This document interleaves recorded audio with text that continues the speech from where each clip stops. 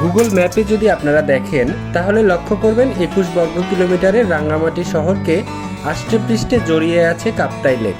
আর তাই তো হাজারো পর্যটক রাঙ্গামাটি বেড়াতে এসে কাপ্তাই লেকে বোট ক্রুজ কখনো মিস করতে চায় না।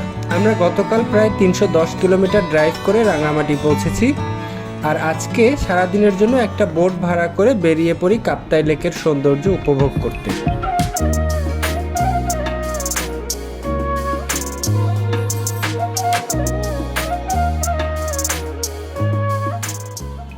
কাপ্তাই লেকে বোট সার্ভিস খুঁজে পেতে আপনার মোটেও অসুবিধা হবে না, বরং তারাই আপনাকে খুঁজে বের করবে। গতকাল হোটেলে চেক ইন করার সময়ই আমাদের বোটের ড্রাইভার ইদ্রিস ভাই তার একটা কার্ড ধরিয়ে দেয়। প্রথমে 4000 টাকা চাইলেও পরে দামাদামি করে 2500-তে বোট ভাড়া ঠিক হয়। যদিও ইদ্রিস ভাইকে শিডিউল দেওয়া ছিল সকাল 9টায়, তবে আমাদের কিছুটা লেট হয় আর সকাল 10টায় আমরা বোটে উঠি হোটেলের কাছে একটি ঘাট থেকে। তার আগে নাস্তা করি অন্নপূর্ণা রেস্টুরেন্টে।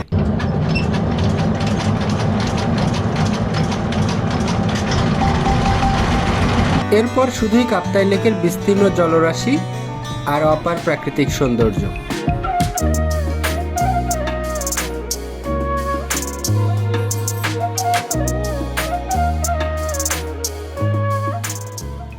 প্রথম যে লোকেশনটায় আমরা আসি আমি জায়গাটার নাম ভুলে গেছি, তবে এখানে একটা বেশ উঁচু প্রায় 40 ফিট লম্বা একটি বৌদ্ধ মূর্তি ছিল। হালকা ট্রেকিং করতে হয়েছিল, তবে আমার বহু প্রতীক্ষিত পাহাড়ি আনারসের দেখা পেয়ে যায় এখানে। একজন মানুষ গপ গপ করে খাচ্ছে, আছে খেয়ে দিয়ে তাও ঠিক থাকুক। একটা ছোট্ট সার্কিট করে আমরা পৌঁছে যাই গতানুগতিক পাহাড়ি শপিং এরিয়াতে। এ ধরনের ছোটখাটো স্থায়ী বা অস্থায়ী দোকানপাট আপনি প্রায় সবগুলো স্পটেই দেখতে পাবেন। চাইলে টুকটাক কিছু কেনাকাটা করতে পারেন। আমাদের এর পরের গন্তব্য ছিল শুভলং ঝর্ণা। এখানে আপনাকে জনপ্রতি 20 টাকা করে টিকিট কাটতে হবে। তেমন আহামরি কিছু ছিল না দেখার মতো, তবে প্রথমবার গেলে ভালো লাগবে আশা করি।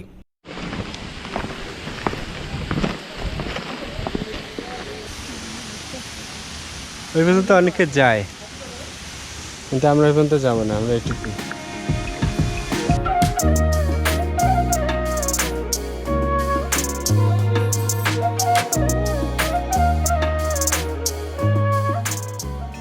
এরপর আমাদেরকে নিয়ে যাওয়া হলো জুম মিউজিয়ামে। এখানেও জনপ্রতি 40 টাকা করে টিকিট কাটতে হবে। কিছুটা ট্রেকিংও করতে হবে। দেখবেন ছোট ছোট ছাপরা ছাউনিতে কিছু আদিবাসী ঐতিহ্য। এই যে এগুলোই মিউজিয়াম। তাহলে আর যাবো না, ব্যাক করি। আমরা যাইনি, বেশ গরম ছিল এই জন্য, তবে আপনি চেষ্টা করবেন পুরোটা ঘুরে দেখতে। পরের গন্তব্য ছিল চাংপং রেস্টুরেন্ট। এখানে আমরা লাঞ্চ করে নেই। ছোট্ট একটা দ্বীপ মতো জায়গায় বেশ সুন্দর গোছানো একটি রেস্টুরেন্ট। খাবার অনেক টেস্টি ছিল, তবে কিছুটা প্রাইসই লেগেছে আমার কাছে।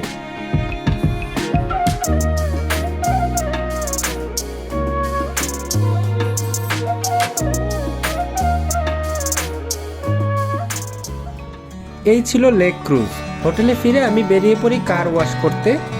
তো গাইজ, এটা হচ্ছে তাফসির কার ওয়াশ। আপনি যদি রাঙ্গামাটিতে আসেন নিজের গাড়ি নিয়ে, আর যদি এই এলাকায় কাছাকাছি থাকে, গাড়ি ক্লিন করার প্রয়োজন পড়ে, তাহলে এই শর্ট ভিডিওটা আপলোড করেছিলাম আমার ফেসবুক পেজে।